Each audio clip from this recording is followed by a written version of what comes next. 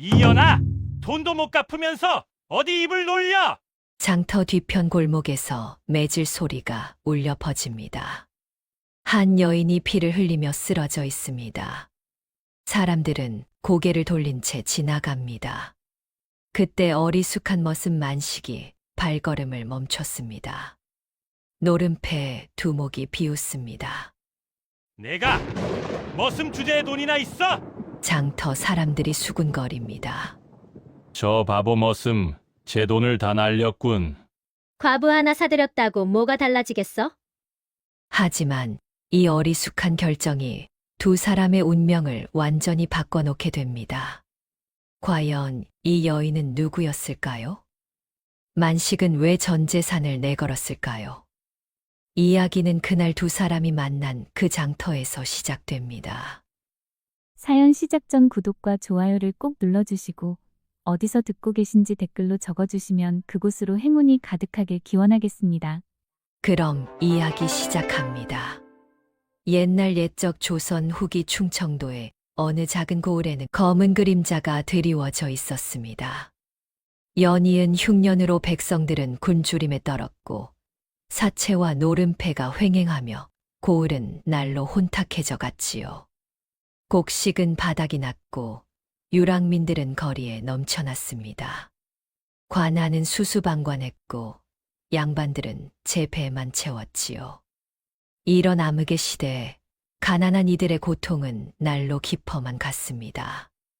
그 어둠 속에서 한 머슴과 한 과부의 운명이 얽히기 시작했으니 그들이 마주할 시련과 반전은 고을 전체를 뒤흔들 것이었습니다.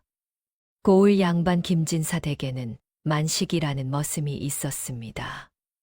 나이는 25이었고 키가 크고 어깨가 넓었지만 어딘가 굼뜬 데가 있었지요. 말수는 적었고 표정도 늘 멍한 듯 했습니다. 하지만 만식은 성실했습니다. 새벽같이 일어나 마당을 쓸고 밤늦도록 마구간을 돌보았지요. 주인댁 아이들에게는 늘 웃으며 엿 한 조각이라도 나누어 주었습니다. 고을 사람들은 만식을 어수룩한 머슴이라 불렀지만 누구도 그를 미워하지 않았습니다. 그저 그런 사람, 평생을 머슴으로 살다 갈 사람이라 여겼지요. 만식 자신도 그렇게 생각했습니다. 한편 고을 끝자락 허름한 골목에는 소연이라는 젊은 과부가 살고 있었습니다. 23의 나이에 남편을 병으로 잃고 홀로 생계를 꾸려야 했지요. 바느질로 근근히 입에 풀칠을 했지만 남편이 남긴 빚은 눈덩이처럼 불어났습니다. 결국 소연은 노름패의 소나귀에 떨어지고 말았습니다. 가족도 없고 의지할 이도 없었지요. 노름패는 소연을 괴롭히며 온갖 자비를 시켰고 돈을 갚지 못하면 기생집에 팔아넘기겠다 협박했습니다. 소연의 눈빛은 날로 죽어갔습니다. 어느 봄날 만식은 주인댁 심부름으로 장터에 나갔습니다. 5일장이 서는 날이었지만 분위기는 어딘가 무거웠지요. 곡식 값은 치솟았고 사람들의 얼굴에는 근심이 가득했습니다. 만식이 무명천을 사려고 포목전 앞에 섰을 때였습니다. 이방 하나가 산에 며칠 거느리고 장터를 순찰하며 지나갔지요. 요새 노름패 놈들이 또 설친다던데. 들었어. 빚 못 갚는 이들을 붙잡아 팔아넘긴다지. 장돌뱅이들의 수군거림이 만식의 귀에 들렸습니다. 이번엔 젊은 과부를 잡았다더군. 참 세상이 각박해졌어. 관아는 뭐 하는 건지. 만식은 왠지 모를 불안함을 느꼈습니다. 장터 한쪽에서는 달구름 소리가 요란했고 구석에서는 술 취한 사내들의 고함이 들렸지요. 공기가 묵직하게 가라앉은 듯 했습니다. 만식이 심부름을 마치고 돌아가려던 참이었습니다. 장터 뒤편 골목에서 비명소리가 들려왔지요. 이년아, 돈도 못 갚으면서 어디 입을 놀려. 만식이 발길을 멈추고 고개를 돌렸습니다. 좁은 골목 안, 사내 셋이 한 여인을 둘러싸고 있었습니다. 여인의 옷은 찢어져 있었고 얼굴에는 피가 흘렀지요. 바로 소연이었습니다. 주변 사람들은 고개를 돌리거나 발길을 재촉했습니다. 누구도 나서지 않았지요. 만식의 가슴이 쿵쿵 뛰었습니다. 발이 땅에 박힌 듯 움직이지 않았지요. 소연의 눈빛이 허공을 향해 있었습니다. 이미 모든 희망을 잃은 눈빛이었습니다. 인연을 기생집에 팔면 은자 열량은 받겠군. 노름패 두목이 소연의 턱을 거칠게 잡으며 말했습니다. 하지만 너무 말썽을 피워서 말이야. 그냥 헐값에 넘길까 보다. 그때였습니다. 저기요. 만식이 떨리는 목소리로 다가갔습니다. 노름패들이 고개를 돌렸지요. 뭐야, 이 머슴 놈은? 제가 그 여인을 사겠습니다. 노름패들이 박장대소했습니다. 내가 머슴 주제에 돈이나 있어. 만식은 품속에서 작은 보자기를 꺼냈습니다. 3년 동안 한 푼 두 푼 모은 전재산 은자 5냥이었지요. 이게 제가 가진 전부입니다. 노름패 두목은 돈을 세어보더니 코웃음을 쳤습니다. 고작 이것밖에? 그래, 좋아. 가져가. 만식은 떨리는 손으로 소연을 일으켰습니다. 장터 사람들이 수군거렸지요. 저 바보 머슴, 제 돈을 다 날렸군. 과부 하나 사들였다고 뭐가 달라지겠어. 만식은 아랑곳하지 않았습니다. 만식은 소연을 자신의 초가집으로 데려왔습니다. 김진사댁 뒤편 언덕에 있는 허름한 집이었지요. 방 하나에 부엌이 딸린 작은 집이었지만 만식에게는 유일한 보금자리였습니다. 소연은 구석에 웅크린 채 아무 말도 하지 않았습니다. 경계하는 눈빛이었지요. 만식은 어찌할 바를 몰라 망설이다가 부엌으로 가서 물을 데웠습니다. 저 상처를 씻어야 할 것 같습니다. 소연은 고개를 돌렸습니다. 만식은 따뜻한 물에 적신 천을 내밀었지만 눈도 제대로 마주치지 못했지요. 제가 나쁜 사람은 아닙니다. 그저 그냥 내버려 둘 수가 없었습니다. 소연은 천천히 천을 받아들었습니다. 만식은 밖으로 나가 마당 한쪽에 앉았습니다. 해가 저물고 있었지요. 그날 밤 만식은 죽을 쓰어 방문 앞에 두고 마루에서 잠을 청했습니다. 소연은 문틈으로 그런 만식을 바라보았습니다. 세상에서 처음으로 자신을 해치지 않는 사람이었습니다. 가슴 한쪽이 뜨거워지는 것을 느꼈지요. 하지만 아직 믿을 수는 없었습니다. 너무 오랫동안 배신당해 왔으니까요. 사흘이 지났습니다. 만식은 낮에는 김진사 댁에서 일을 했고 밤이면 초가집으로 돌아와 소연을 돌보았지요. 소연은 여전히 말이 없었지만 상처는 조금씩 나아갔습니다. 어느 밤이었습니다. 만식이 마루에서 잠들려는데 밖에서 발자국 소리가 들렸습니다. 사각사각 누군가 문 밖을 배회하는 소리였지요. 만식은 벌떡 일어나 문 앞으로 갔습니다. 누구십니까? 대답은 없었습니다. 하지만 발자국 소리는 계속되었지요. 만식은 가슴이 두근거렸지만 문 앞을 떠나지 않았습니다. 한참을 그렇게 서 있자 발자국 소리가 멀어졌습니다. 다음 날 아침 만식은 문 앞에서 이상한 표시를 발견했습니다. 땅바닥에 칼로 긁은 듯한 금이 그어져 있었지요. 경고였습니다. 노름패들이 소연을 포기하지 않았던 것입니다. 만식은 그날부터 밤마다 문 앞을 지키기 시작했습니다. 보름이 지나자 소연의 상처는 거의 다 나았습니다. 그녀는 이제 조금씩 집안일을 거들기 시작했지요. 만식은 여전히 말을 제대로 붙이지 못했지만 두 사람 사이에는 묘한 평화가 흘렀습니다.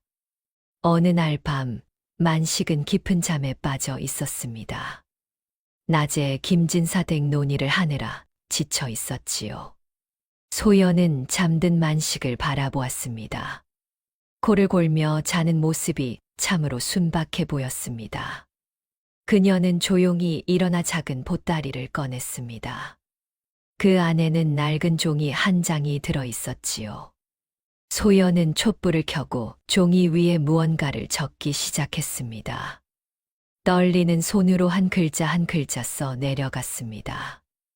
그것은 단순한 글이 아니었습니다. 누군가의 죄를 고발하는 증언이었고 감춰진 비밀의 기록이었지요. 소연의 눈에는 눈물이 맺혔습니다. 이 비밀을 품고 살아온 지 벌써 1년이 넘었습니다. 남편이 죽은 진짜 이유, 자신이 노른패에게 쫓기는 진짜 이유가 모두 이 종이 안에 담겨 있었습니다. 소연은 글을 다 쓰고 나서 종이를 다시 보따리에 넣었습니다. 그리고 만식을 다시 한번 바라보았지요. 이 사람은 믿어도 될까? 한 달이 흘렀습니다. 계절은 어느새 여름으로 접어들고 있었지요. 만식과 소연의 일상은 조용하고 평화로웠습니다. 만식은 여전히 새벽같이 일어나 일터로 향했고 소연은 집을 돌보며 하루를 보냈습니다. 어느 날 저녁 만식이 들에서 딴 들꽃을 가져왔습니다. 이게 예쁘길래요. 소연은 처음으로 작게 웃었습니다. 고맙습니다. 머슴나리. 만식의 얼굴이 금세 붉어졌지요. 나리는 무슨 그냥 만식이라 부르시면 됩니다. 그럼 만식 나으리. 소연은 꽃을 받아 작은 항아리에 꽂았습니다. 그날 밤 두 사람은 마루에 나란히 앉아 별을 바라보았습니다. 여름밤 하늘에는 별이 총총했지요. 만식 나으리는 왜 저를 도와주신 겁니까? 소연이 조용히 물었습니다. 만식은 한참을 망설이다가 대답했습니다. 모르겠습니다. 그냥 내버려 둘 수가 없었습니다. 의리도 아니고 정도 없는데요. 그래도 사람이 사람을 그냥 두고 볼 수는 없지 않습니까? 소연은 만식의 얼굴을 가만히 바라보았습니다. 달빛 아래 그의 얼굴은 여전히 어리숙해 보였지만 그 속에는 진실한 마음이 담겨 있었습니다. 소연의 가슴 한쪽이 따뜻해졌습니다. 오랫동안 얼어붙어 있던 마음이 조금씩 녹아내리는 것 같았지요. 만식 나으리. 예. 고맙습니다. 진심으로요. 만식은 또 얼굴이 붉어져 고개를 숙였습니다. 그날 밤 두 사람의 마음은 조용히 한 걸음 더 가까워졌습니다. 평화로운 나날이 계속될 것 같았습니다. 하지만 고을에는 어둠이 도사리고 있었지요. 어느 날 김진사가 만식을 불러 말했습니다.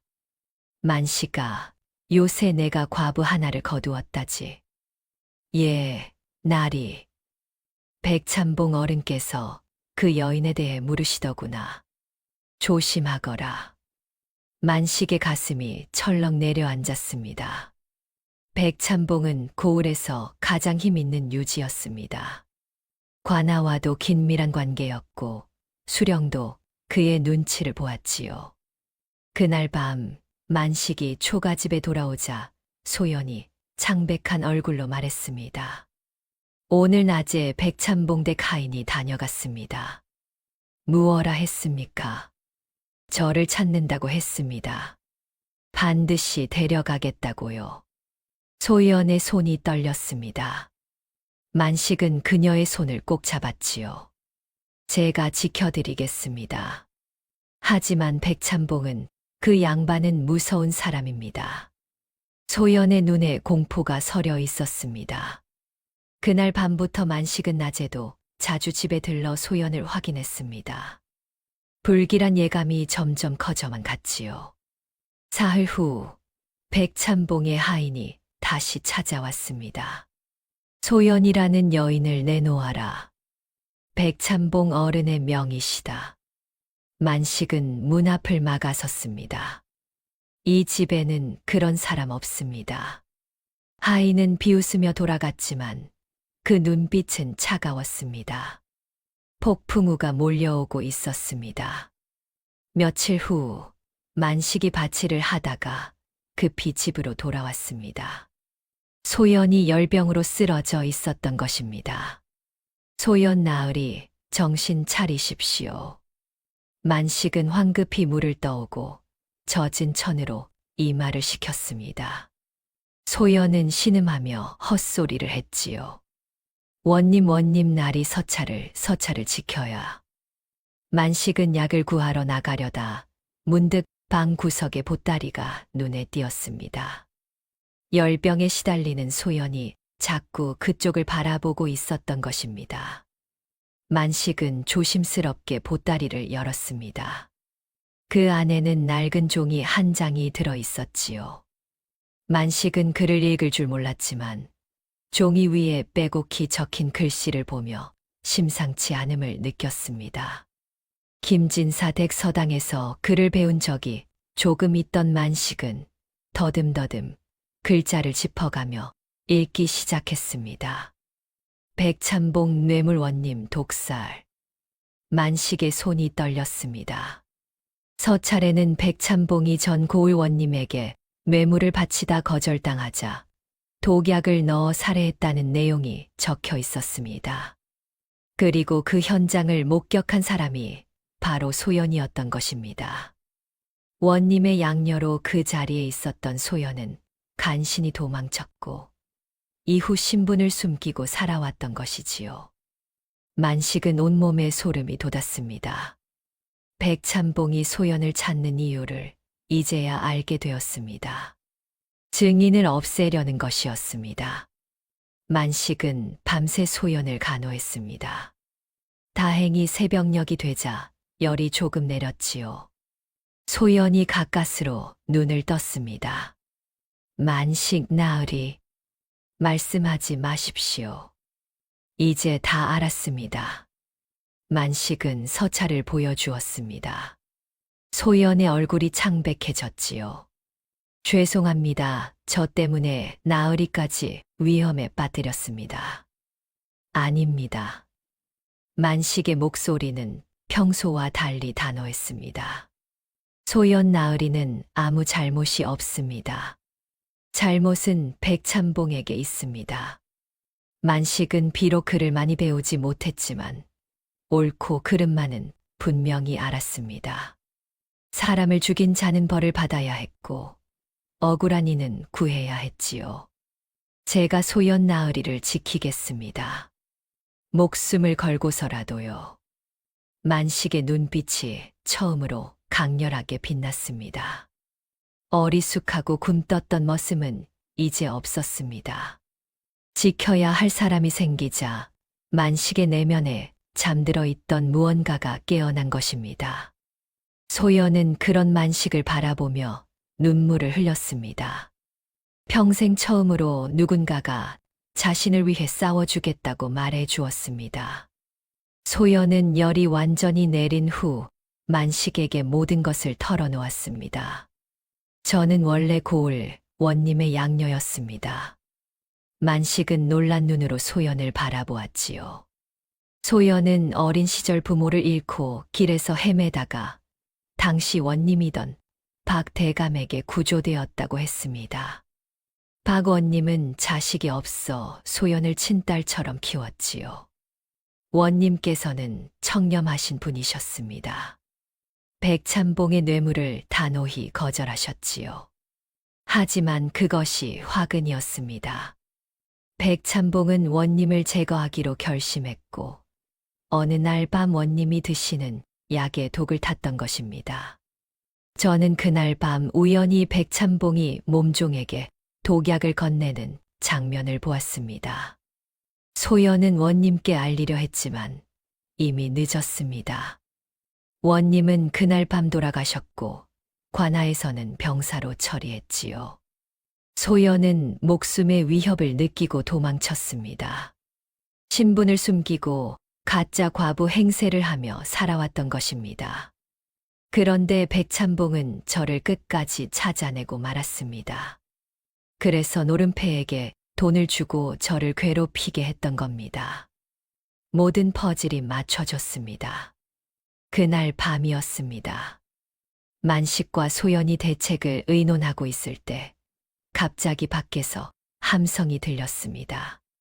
저 안에 있는 년 내놓아라. 산에 대여 선명이 몽둥이와 칼을 들고 초가집을 포위했습니다. 백찬봉이 보낸 자들이었지요. 만식은 소연을 방 안쪽으로 밀어넣고 문 앞을 막아섰습니다. 여기는 아무도 없소. 비켜라. 이 머슴 놈아. 사내들이 문을 발로 차기 시작했습니다. 만식은 마당에 있던 괭이를 들고 맞섰지요. 한 발짝만 더 들어오면 가만두지 않겠소. 사내들이 비웃으며 덤벼들었습니다. 만식은 필사적으로 싸웠습니다. 하나, 둘, 사내들을 밀쳐냈지만 숫자가 너무 많았지요. 등에 몽둥이가 내려쳤고 옆구리에 칼이 스쳤습니다. 피가 흘렀지만 만식은 쓰러지지 않았습니다. 절대 넘겨줄 수 없소. 하지만 결국 만식은 무릎을 꿇고 말았습니다. 사내들이 방문을 부수고 들어가려는 순간이었습니다. 여기서 뭐 하는 짓이냐? 김진사가 하인들을 데리고 달려왔습니다. 낮에 소란을 듣고 뒤늦게 찾아온 것이지요. 사내들은 김진사를 보자 주춤했습니다. 김진사 나리, 이것은 백찬봉 어른의 명의옵니다. 백찬봉이 아무리 높은 양반이라도 내 머슴을 함부로 칠 권리는 없다. 사내들은 결국 물러갔지만 떠나며 으름장을 놓았습니다. 다음에는 이렇게 넘어가지 않을 것이다. 만식은 온몸이 만신창이가 되었지만 소연은 무사했습니다. 김진사는 만식을 치료해주고 며칠간 쉬라고 했지요. 하지만 만식은 알고 있었습니다. 이대로 있으면 백찬봉은 반드시 다시 올 것이고 이번에는 김진사도 막을 수 없을 것이라는 사실을 말입니다. 사흘 밤을 고민한 끝에 만식은 결심했습니다. 소연 나으리, 이 서찰을 관아에 넘겨야 합니다. 하지만 관아 수령도 백찬봉과 한패입니다. 그렇다면 한양으로 가야지요. 암행어사께 직접 전하겠습니다. 만식은 상처투성이 몸을 이끌고 일어섰습니다. 소연이 그의 팔을 붙잡았지요. 안 됩니다. 나으리가 죽을 수도 있습니다. 괜찮습니다. 저는 원래 목숨 걸 일도 없이 살아온 사람입니다. 만식은 처음으로씩 웃었습니다. 이제야 제 목숨을 걸 만한 일을 찾았습니다. 다음 날 새벽 만식은 서찰을 품에 넣고 고을을 떠났습니다. 하지만 만식은 한양으로 가지 않았습니다. 길을 가다가 생각을 바꾼 것입니다. 한양까지 가려면 며칠이 걸릴 것이고 그 사이 소연이 위험에 처할 수 있었지요. 만식은 결심했습니다. 직접 이 고을 관하로 가서 수령 앞에서 서찰을 공개하기로 말입니다. 백찬봉과 수령이 한패라 해도 증거가 백이라에 드러나면 숨길 수 없을 것이었습니다. 만식이 관하로 향하는 길, 소문이 빠르게 퍼졌습니다. 저 머슴이 백찬봉을 고발하러 간다더라. 미친 것 아닌가? 머슴 주제의 양반을 고발하다니. 고을 사람들이 하나둘 만식의 뒤를 따랐습니다. 구경거리였지요. 만식이 관아 문 앞에 이르렀을 때 백찬봉이 사내들을 거느리고 나타났습니다. 이놈, 감히 어디로 가려는 게냐. 비키십시오. 저는 관아에 가야 합니다. 내 주제에 무엇을 고발한다는 게냐? 백참봉의 얼굴이 일그러졌습니다. 만식은 품에서 서찰을 꺼냈지요. 이것이 증거입니다. 참봉 어른께서 전 원님을 독살하신 증거입니다. 주변 사람들이 술렁거렸습니다. 백참봉의 얼굴이 창백해졌지요. 이놈이 거짓말을 하는구나. 당장 저놈을 잡아라. 사내들이 만식에게 달려들었습니다. 만식은 온몸으로 서찰을 감싸며 버텼지요. 주먹이 날아오고 발길질이 쏟아졌습니다. 만식은 피를 토하면서도 서찰을 놓지 않았습니다. 이것을 반드시 수령님께. 사람들은 그 광경을 숨죽이며 지켜보았습니다. 그때였습니다. 그만. 관아 문이 열리며 수령이 나왔습니다. 무슨 소란이냐? 백참봉이 황급히 말했습니다. 수령날이 저 머슴이 허튼 소리를 하고 있사옵니다. 수령은 만식을 바라보았지요. 만식는 피투성이가 된 채 무릎을 꿇었습니다. 수령날이 이 서찰을 보아주십시오. 전 원님께서 독살당하신 증거가 여기 있습니다. 수령의 얼굴이 굳어졌습니다. 백참봉과 가까운 사이였지만 수많은 백성이 지켜보는 앞에서 서찰을 거부할 수는 없었습니다. 수령은 서찰을 받아들었습니다. 그리고 글을 읽기 시작했지요. 수령의 얼굴이 점점 어두워졌습니다. 서찰에는 박원님의 필체로 백참봉의 비리가 낱낱이 기록되어 있었고 소연의 증언도 함께 적혀 있었습니다. 이것이 사실이란 말이냐? 수령이 백참봉을 바라보았습니다. 백참봉은 말문이 막혔지요. 바로 그때 소연이 나타났습니다.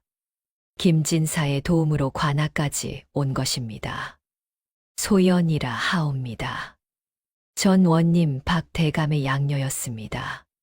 사람들이 웅성거렸습니다. 소연은 떨리는 목소리로 그날 밤의 일을 증언했습니다. 그날 밤 저는 백참봉이 몸종에게 독약 봉지를 건네며 원님의 약에 이것을 타라고 명하는 것을 보았습니다. 거짓말이다. 백참봉이 소리쳤지만 목소리는 떨렸지요. 소연은 계속했습니다. 원님께서는 그날 밤 돌아가셨고 저는 목숨의 위협을 느껴 도망쳤습니다. 그 후로 백참봉은 저를 찾아 입을 막으려 했습니다. 수령은 심각한 표정으로 물었습니다. 증인이 또 있는가? 있습니다. 김진사가 앞으로 나왔습니다. 저는 최근 백참봉의 하인들이 이 과부를 쫓아다니며 협박하는 것을 여러 차례 목격했습니다. 그 순간 군중 속에서 한 노파가 나왔습니다. 저도 증언하겠습니다. 놀랍게도 그녀는 백참봉 댁의 전 몸종이었습니다. 제가 그날 밤 독약을 탄 사람입니다. 백참봉 나리의 협박에 어쩔 수 없었습니다. 죄를 지은 채 살아온 것이 괴로워 이제라도 진실을 밝히겠습니다. 결정적인 증언이었습니다. 수령은 더 이상 외면할 수 없었지요. 백참봉을 당장 포박하라. 관속들이 백참봉을 잡았습니다. 백참봉은 발버둥 쳤지만 소용없었지요. 이놈들아, 내가 누군지 알고 내가 누구든 살인자는 법에 따라 처벌받아야 한다. 수령은 비록 백참봉과 가까웠지만 명백한 증거와 증인 앞에서는 어쩔 도리가 없었습니다. 만식은 그 광경을 보며 그 자리에 쓰러졌습니다. 온 힘을 다해 버텨온 긴장이 풀린 것입니다. 소연이 달려가 만식을 부축했지요. 만식 나으리, 정신 차리십시오. 만식은 희미한 미소를 지었습니다. 다행입니다. 소연 나으리를 지켰습니다. 보름 후 백참봉은 파직되고 옥에 갇혔습니다. 한양에서 내려온 조사관이 사건을 재조사했고 백참봉의 다른 비리들도 줄줄이 드러났지요. 뇌물수수, 토지강탈, 백성수탈까지 그의 죄목은 한두 가지가 아니었습니다. 백참봉은 결국 유배형을 받았습니다. 고을은 새로운 바람이 불기 시작했지요. 소연은 박원님의 양녀로서 명예를 회복했습니다. 새로 부임한 원님은 소연에게 고개를 숙이며 사과했지요. 박원님의 억울함을 이제야 풀어드리게 되어 면목이 없습니다. 소연은 눈물을 흘렸습니다. 양아버지의 명예가 회복되었다는 사실이 무엇보다 기뻤지요. 한편 만식은 고을의 영웅이 되었습니다. 머슴 신부님에도 불구하고 목숨을 걸고 정의를 세운 그를 사람들은 존경의 눈으로 바라보았습니다. 김진사는 만식에게 말했습니다. 만식아, 이제 넌 더 이상 머슴이 아니다. 내가 양자로 드리겠다. 하지만 만식은 정중히 거절했지요. 감사하옵니다만 저는 그저 제 자리에서 살고 싶습니다. 만식은 여전히 어리숙했지만 이제는 누구도 그를 얕보지 않았습니다. 고을 사람들은 만식을 볼 때마다 고개를 숙여 인사했지요. 의로운 만식 나으리. 만식은 여전히 부끄러워하며 얼굴을 붉혔습니다. 계절은 다시 봄으로 돌아왔습니다. 초가집 마당에는 매화나무 한 그루가 꽃을 피웠지요. 만식과 소연은 그 나무 아래 나란히 앉아 있었습니다. 만식 나으리. 예, 소연 나으리. 저를 지켜주신 것은 오직 나으리뿐이었습니다. 소연의 목소리는 떨렸습니다. 세상 모두가 외면할 때 단 한 사람만이 자신을 위해 싸워주었지요. 저는 나으리께 평생 빚을 졌습니다. 만식은 고개를 저었습니다. 아닙니다. 저야말로 소연 나으리 덕분에 제가 무엇을 위해 사는지 알게 되었습니다. 두 사람은 한동안 말없이 매화를 바라보았습니다. 바람에 꽃이 피 흩날렸지요. 만식 나으리, 저와 함께 살아주시겠습니까? 소연이 조용히 물었습니다.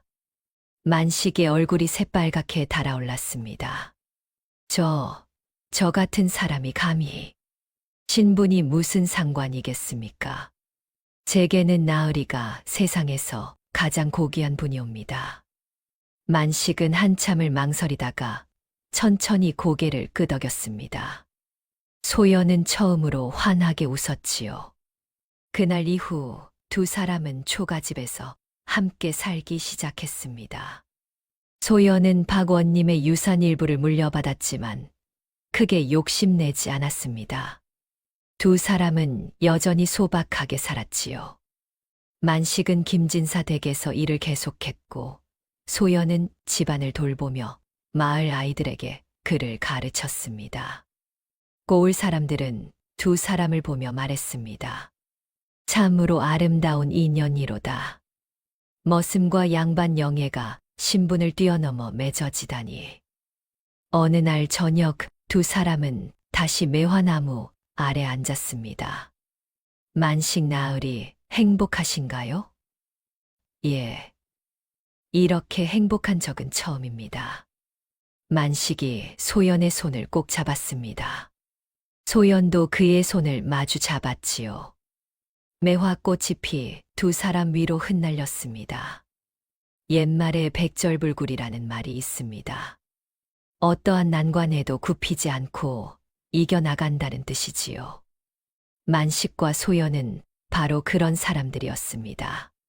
신분의 벽도 권력의 횡포도 그들의 진심을 꺾을 수는 없었습니다. 진정한 용기는 힘센 자가 아니라 옳은 것을 지키려는 자에게 있다는 것을 두 사람은 보여주었지요. 다음 영상을 빠르게 만나보시려면 좋아요와 구독을 눌러주세요. 그럼 더 재미있는 영상으로 찾아뵙겠습니다. 감사합니다.